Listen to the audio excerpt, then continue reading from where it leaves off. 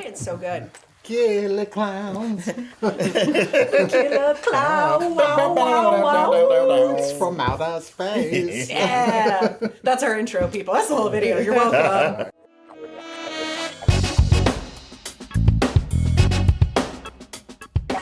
Weird movies we love. Okay, so weird movies, because everybody has a different idea. We've had a lot of what's debate weird. about what's weird, like what I think is weird, Chris doesn't think is weird, and what Chris thinks is weird. I'm like, that is so vanilla. I don't think you think of that about anything. I'm pretty And sure. what's wrong with vanilla? I like vanilla. Nothing. I'm just saying, my weird choices are deeply weird movies. He's disturbed. I am. And weird movies are my bread and butter. I love weird movies. And I'm glad we're doing this because we're about to enter into, for me, Fantastic Fest here in town, which is just this repository of weird movies. And I just love it. It was a whole week of weird movies? Whole week of weird movies. All in one location, which makes it by default the best film festival of all time. Okay, well, it's September, so obviously, like, I'm just watching weird stuff for like 2 solid months, and then into November when the runoff from what I couldn't get to in the first 2 months.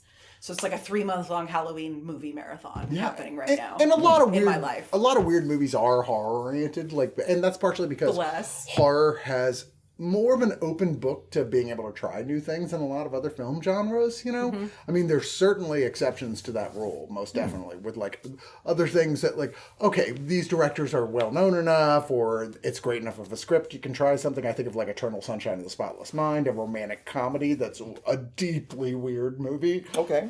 But the bulk of weird movies that can come up at least have horror aspects to them, right? Not that that's all we're going to talk about here. We're going to talk about all sorts of weird movies that you should see. We got some fantasy up in here. All sorts of stuff. I'm Chris from oneofus.net, and joining me is... I'm Barton Thomas, who you can normally see at Double Toasted. And Danny. I'm Danni Danger, and I am with Screen Fanatic. That's what we do now for Screen Fanatic? That's what I do now. I don't know. Jazz fingers? Jazz fingers, yeah. I just got a Xanadu shirt, so it feels good. Yeah, I feel like... Screen Fanatic, where we roller skate. Anyway, so... Xanadu's not weird, it's just great. It's pretty weird, though. Don't you think it's weird? Anyway, sorry. I've just taken psychedelic drugs a lot to Xanadu, so maybe it's weird. Okay, now I see that vanilla thing you were talking about. All right, Danny, why don't you get us started with your first weird movie? Okay, while we're talking about the 70s and classic outfits, I'm gonna go with Zardoz. It is an amazing fantasy film featuring Sean Connery in one of his best fashion moments of all time, I think. And it's very much like sort of this kind of, I don't even know, like Barbarella-esque, like trying to take advantage of this like 70s. And it's not good, but it's so bad that it is good. Yeah.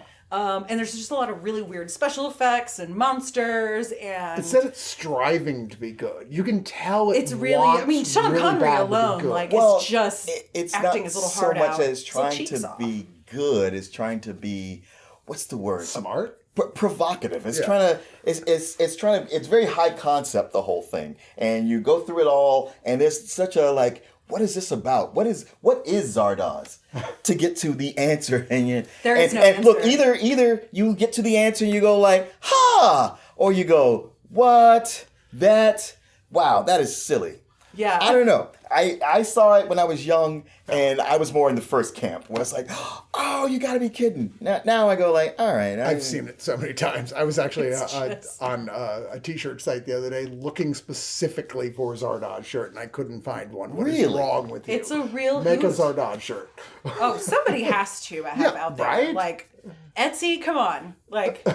Come on, everybody. But you say, like, Sean Connery dressed fashionably. He's not dressed. He's just wearing a G-string, basically, a sci-fi G-string. Well, it's a Speedo with hip boots and bandoliers. Yeah, he's got bandoliers. It's a look that could have caught like on. A harness type thing happening. It could always come back around. I thought about dressing like that for the show, but, Yeah. I lost my bandoliers.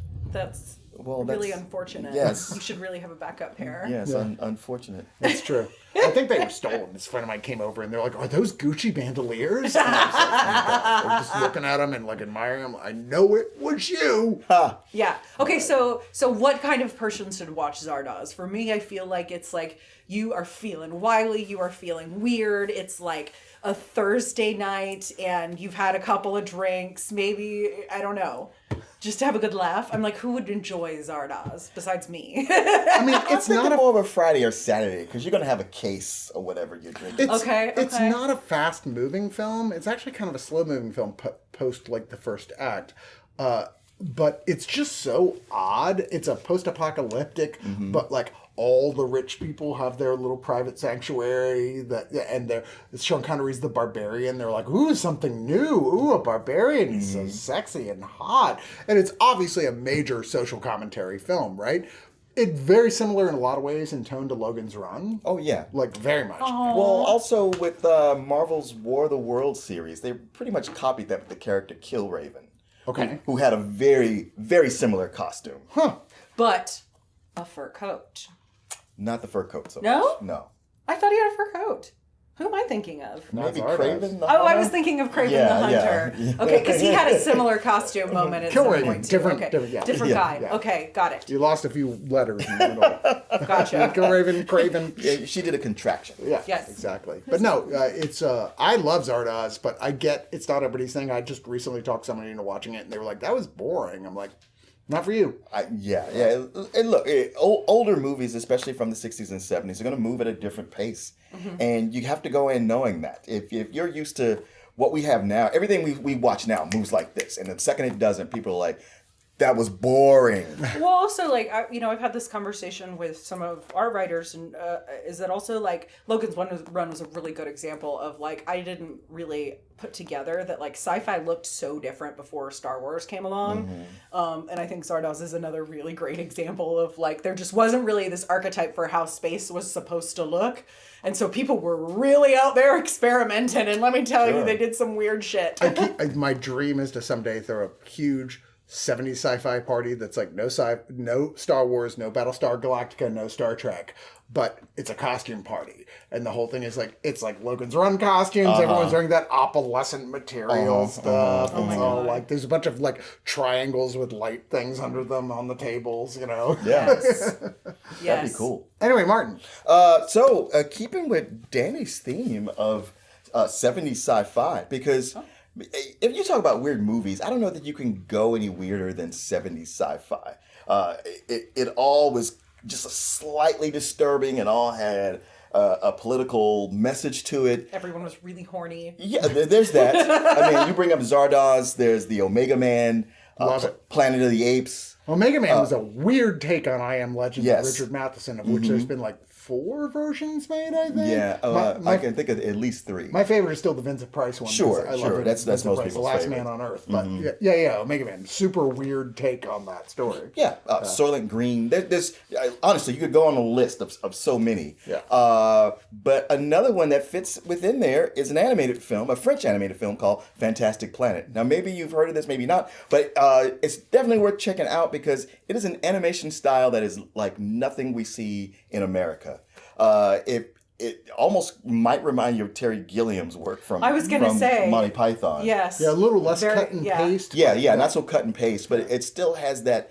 I don't know what do you call it, just kind of grayish tint to the colors, and It's very watercolor. yeah. But like It's- cut out watercolor. Yeah, it's like watercolor and colored pencil, and it deals with a alien race of gigantic blue people who bring Earthlings to their planet and treat them like pets, and it's a whole statement on the way humans treat other things and people.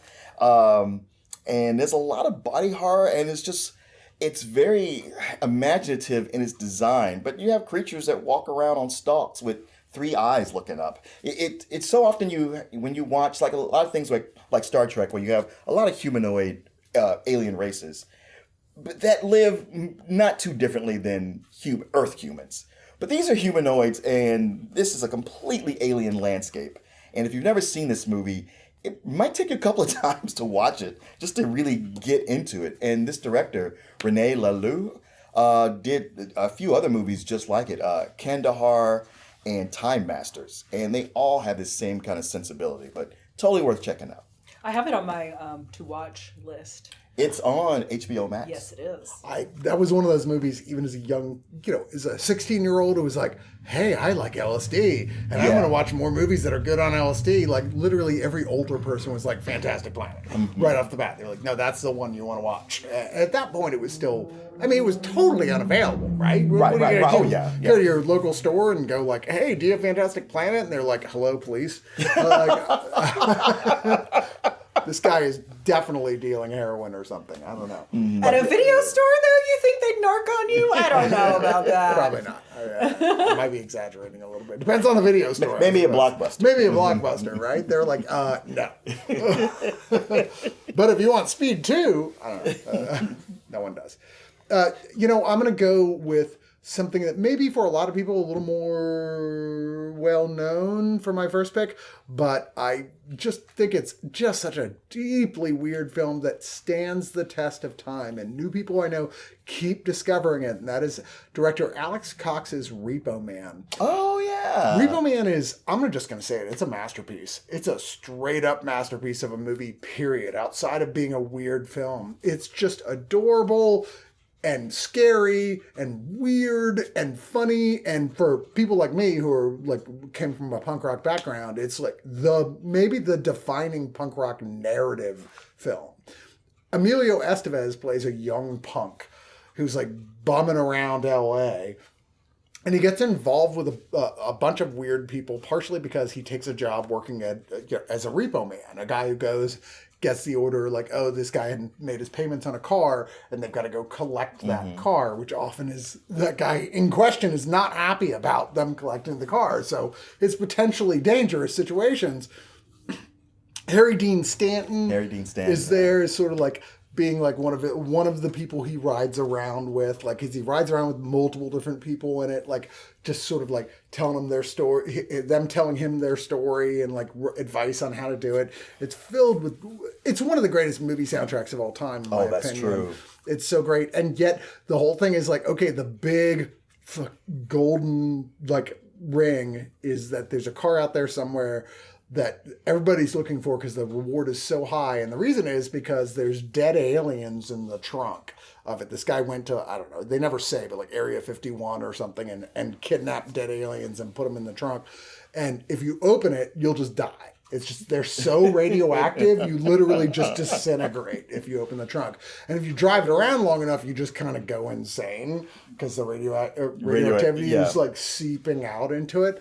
It's such a bizarre movie, but you never have trouble following the story. Yeah. It's not hard to follow. Yeah. But it is bizarre. I saw that, it's funny, in Houston, there's the River Oaks Theater, which is in a rich part of town. And it was sort of like the Paramount we have here, but they would take old movies and they would only show those, and usually in a double feature. Like I saw Eraserhead and Night of the Living Dead as a double feature. Oh, that's a great double feature. Yeah, and it was storming that night too. Perfect. But Repo Man was paired with The Road Warrior. That's a weird pairing, right? But they both have a punk sensibility to them. Punk sensibility, decay of civilization. But yeah, okay. I would have paired it with the original Mad Max. Right. You would think that in retrospect, but that's how they did it. Yeah. I mean, Road Warrior is the better of the two films, let's face it. Sure. But it was how I saw both movies for the first time. Yeah, it's fantastic. I mean, literally just buy the soundtrack if nothing else, or listen to it on Spotify. I guess that's what we do now.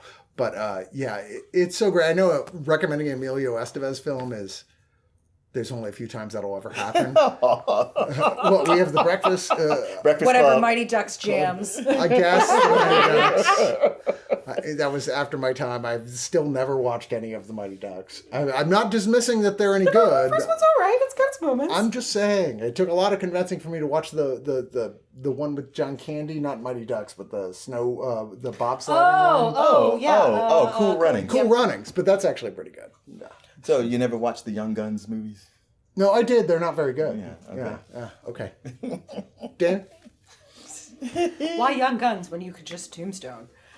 True. Yeah, exactly. That was the question. The question. But All right, so of course, if you can guess by our intro, my second choice is going to be Killer Clowns from Outer Space, which is just so good. And I think I've actually said this on this show before, but now that like Shudder has a deal with the Boulet brothers, I really need for them to make a new Killer Clowns from Outer Space because they're like the only people that I would trust to do it. It's probably happening, actually. Yeah, I know they have like a secret project. They've got like Titans coming up. Well, they just announced a video game. Yes. There's a video game, like one of those... Killer Clowns from Outer Space video games. Yeah. Okay. Yes. Where it's like Which one of those you can play... amazing. It's one of those you can play the clowns or play the humans type things, like the Friday the 13th one. You can play the one that's a survival game. Who's going to not play the clowns?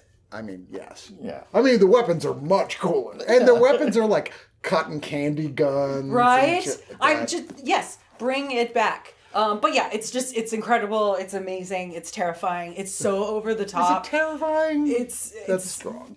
Okay. It can if you be. were a kid, Yes. If you were a kid, absolutely. Like you either walked away from this movie with a really weird fascination / maybe a kink or a terrifying phobia of clowns. I There's love like that no this difference. movie came out before it was popular to have a phobia of clowns. No, I mean, like, I That's feel like always been a most thing. people came to that film came out of it, like, not being scared of clowns. Like, that's quite the opposite, because you're like, this is such a comedy horror. Yeah, They're yeah, so yeah. Sure. ridiculous and goofy that it's kind of hard to be but so scared of them. I mean, they are kind of scary looking. They're, like, incredible, huge latex Yeah, when you're like, creations. especially as you get older and you start to really get into like makeup and prosthetics and it's things like incredible. that. Yeah, it's fantastic. It's so enjoyable. Yeah, I love that they start off looking. There's a point where like one of them comes up. He's like, like I said, huge latex head. It's not makeup on an actor. It's a giant creation. And he's like, oh, so sweet. It's a clown, and then opens up its lips and its huge sharp teeth. I'm like, okay, we've explored this since, but at the time it was kind of new.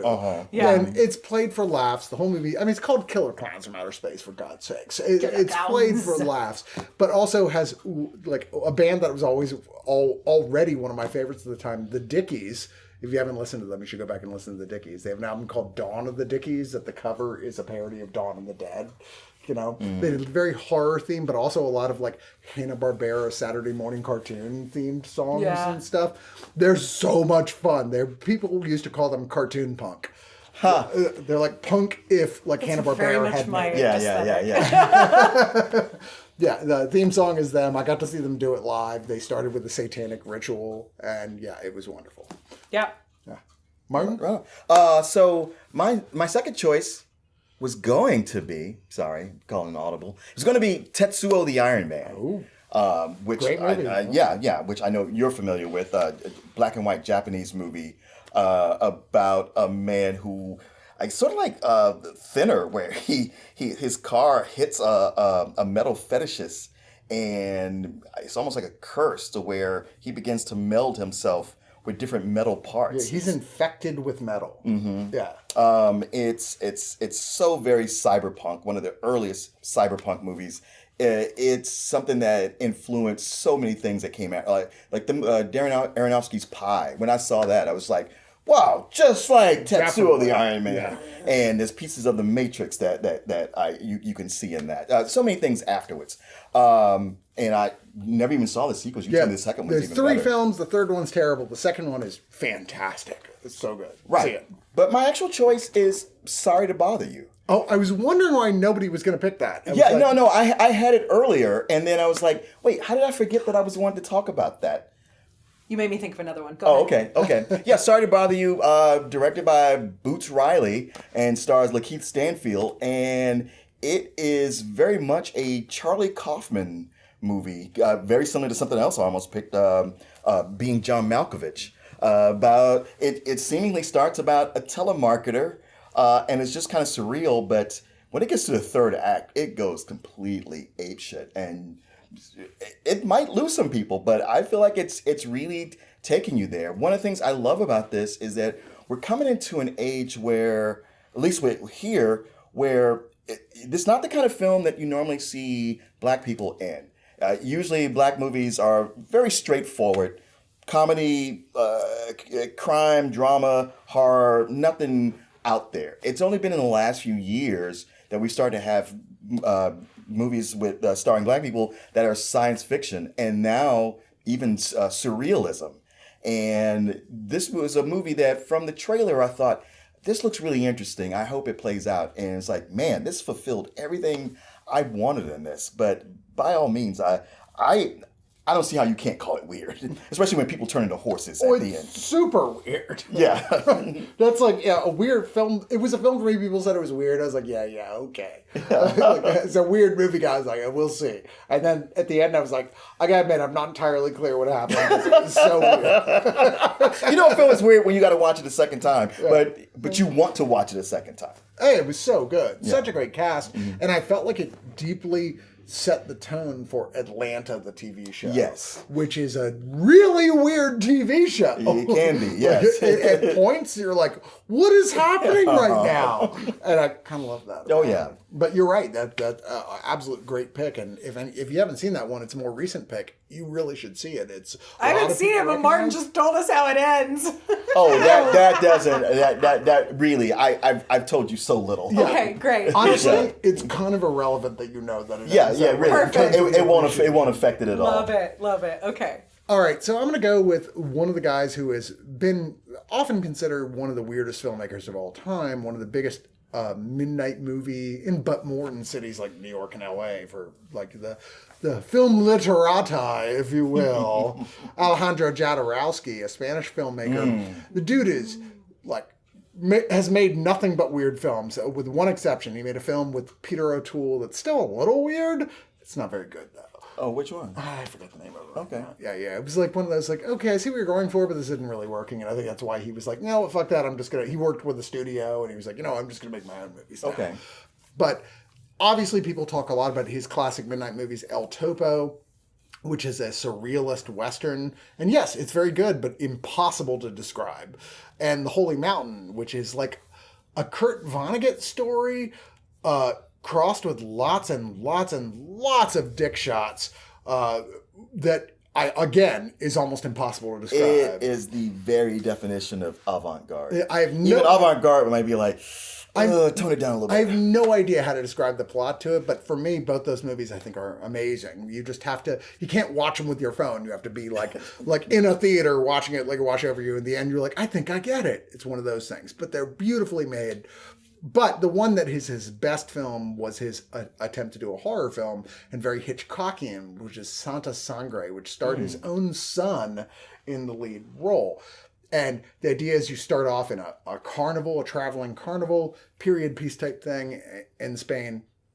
And the little kid is like, learning the skills of being in a traveling carnival. And he has like a little girlfriend who is a mute girl that they communicate through sign language. But his dad is like the showrunner of the carnival, and he's like a knife thrower. And the mom is a tattooed contortionist. I'm sorry, the mom's not. She is a trapeze artist, but the dad gets involved with a contortionist. How can you not? Right? The mom is like, very like, I know he's cheating on me, I just need to catch him. She's also like into this weird cult about this woman who was apparently raped and killed and her arms were cut off. And they like have this whole altar they've set up with a pool full of like dyed water that like blood for him. But she's like, she's genuine to some extent. She's just a lot off balance too, but she catches dad with the girl and comes at him with a knife, and he murders her by cutting her arms off. Flash to years and years later, which it goes very much back and forth. Kid's in an insane asylum, now played by the actual son of the director. And, he seems peaceful enough, but a mistake leads him to wander out into the real world, and he starts hallucinating his own mother, who has no arms, forcing him psychically to be his arms in a very psycho sort of thing, like putting his arms through her dress from behind and murdering young woman that he comes across. And holy crap, is it a totally surreal, bizarre experience there's more? that is deeply haunting. Like it is one of the creepiest films I've ever seen in my entire life, but it's just consistently surreal and weird. There's a sequence early on when he was a kid where an elephant dies. And a very gruesome scene where she's dying of old age, but it's like blood is coming out of its trunk. And they in their ritual, they throw it off the edge of a cliff in its original container and have a whole oh, we love this elephant. And then down below, all the homeless, hungry people come and jump on it and start cutting up parts of the elephant and eating it. They're raw. It's that kind of film. But I tell you, I know it sounds like Cannibal Holocaust or something. It's not. It's actually genuinely beautiful and kind of touching at moments film. It's very much a play on Norman Bates and Psycho, but with a very different type of Norman Bates. Highly recommended. Okay, you win. Oh, do I? Okay. Yeah. Sorry, I didn't mean to win. I didn't think it was a contest, but you won. All right, lightning round. Just going to say Donnie Darko. I know it's conventional, but Donnie Darko is genuinely weird. I had to see it 3 times where I felt like I had a total grip on it.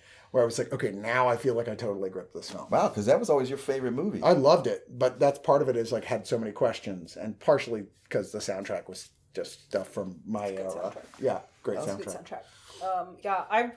I don't know if this qualifies, but the Unicorn Store was pretty weird. Samuel L. Jackson and Brie Larson, where she's just sort of this failure to launch adult who's kind of dealing with some mental illness kind of stuff, and she meets a man who tells her that if she gets her life together, basically she can get a unicorn. And it's just her going through this process of building a place for the unicorn to stay and finding ways to feed the unicorn. And it's so weird and so strange and magical. And it just really comes together really nicely at the end. I don't feel like it's really heavy or confusing. But there's just this huge element of soft reality to it that really reflects, I think, her state of mind. That's just a delight to watch and just really fun. And a nice feel-good movie, which some of these weird movies often do not end up feel good. Weird movies can. It's just rare. Yeah. It is rare. Yeah. So if you're looking for something to not make you stare at the spackle on your wall for 2 hours questioning why God, oh why, after you watch it, then maybe Unicorn Store is for you. Or why is there a God who would allow this to happen? There isn't. Did you have any lightning rounds? So, yes or no, Birdman? Oh, God, yes, absolutely. Okay, yeah, okay. Super weird movie. Okay, all right. I never know how people feel about it. I think that's part of the reason why some people don't like it, because they went in expecting an actual straightforward superhero movie. Birdman! No, I love Birdman. Every award it was winning, I was like, yes. It was my favorite movie of that year. Me too. With Michael Keaton as basically Michael Keaton from Batman, who's just trying to escape playing a superhero just to do a legitimate play on Broadway, and everything is going wrong, and he's having delusions. It seems to be a big part of weird movies. Oh yeah, having delusional characters, and everybody from Edward Norton to Naomi Watts and who played the daughter? Who was that? Emma Stone. They're so actory. It really just pulls the curtain on the whole, actors behind the scenes, and the way, even though it's faked, the one long take for everything. So great. So great. Yeah. Yes. It's the inventive way they put that together, and it just never rests. And you after going through it so much, you feel like you have the same heartbeat as Riggin, the character Michael Keaton plays. And it is a role where I was like, the way this is written, he's the only one who could do this. He's in the perfect position for it. Even with Edward Norton, he's perfect for, just everything outside of the movie itself. Who he is works perfectly in that. And also it has that ending where you're like, not exactly sure what happened. It's almost like it leaves up to you. Like, well, what do you think? Sometimes I don't like that, because it's like, you didn't have an idea. I don't even like to choose where I'm going to eat for dinner. Yeah, right. Yeah, like even the Choose Your Own Adventure books, I'm like, no, you tell me. I'm not here to do your job. But it works with this one. You know, actually, that's one of the things I like best about so-called weird films is you have to be actively involved. Yes. You cannot sit back and let that type of movie just wash over you. You have to be actively involved. It is, even in the slightest of the weird films, it's a little bit of a challenge to you as an audience member. Like, hey, I'm asking you to involve your own intelligence here and what your own thoughts are about what you think happened. I really admire when you pull it off, and certainly there are some films that haven't. But especially the whole, like, you decide what happened. I'm like, full points to Inception for pulling it off. Like, more than anyone ever has. True. I Just swear. go with a Clue ending. I swear it tilted. I swear it tilted. The top tilted. I swear. I watched it 100 times frame by frame. I was like, it tilted, man! Is the dress blue or is it brown? I'm like Leonardo DiCaprio on the meme. Anyway, I'm going to just do the last one, which is there's a Chinese director called Sion Sono who is... You know, you probably heard of Takashi Miike, who did like Ichi the Killer and many other films, like Audition is probably his most famous one. Very weird Asian director. Sion Sono is the other guy. And I weirdly kind of like Sion Sono a little bit better because he's got a playfulness to his films that Miike doesn't usually have. But he did this film called Why Don't You Go Play in Hell that I think is a drop-dead masterpiece, which is like a surreal Chinese... Get Shorty. Okay. Like a bunch of film students who get involved, they're trying to make a movie and they end up getting involved with the Yakuza sort of half-assedly, and it ends with like this absolute just gory carnage, but the whole time they're wandering just like, I'm just trying to capture it all while it's happening, this war between... I saw this. I love this movie so much. It's so great, and it's just filled with lots of commentary about the film industry. Right. You know, specifically probably with like, you know, where it's from, of going like, there are in fact gangs involved in the film industry here. But it doesn't matter. You don't have to know about that stuff. It's just deeply fun, deeply funny. He also did a movie called Tokyo Tribes, which is a 3-hour gang fighting hip-hop musical. Okay. Where they all sing and dance like West Side Story. All the Bollywood films are getting us used to 3 hours. Well, now people are going like RRR is the latest really weird movie that everybody's talking about. If you haven't seen that, you should. It's on Netflix. It's deeply weird. Get into weird films. They're, I don't know, like I said, have a little bit of a challenge. If you genuinely like film, weird films are kind of, for me at least, the way to go in terms of like, you know, deciding what it is you really like. I'm going to have a list of recommendations for these guys when the show's over. But that is, in fact, the end of the show. Thank you for watching. I'm Chris from oneofus.net. I'm Martin from Double Toasted. And I'm Danny from Screen Fanatic. And we'll be back next week with another show.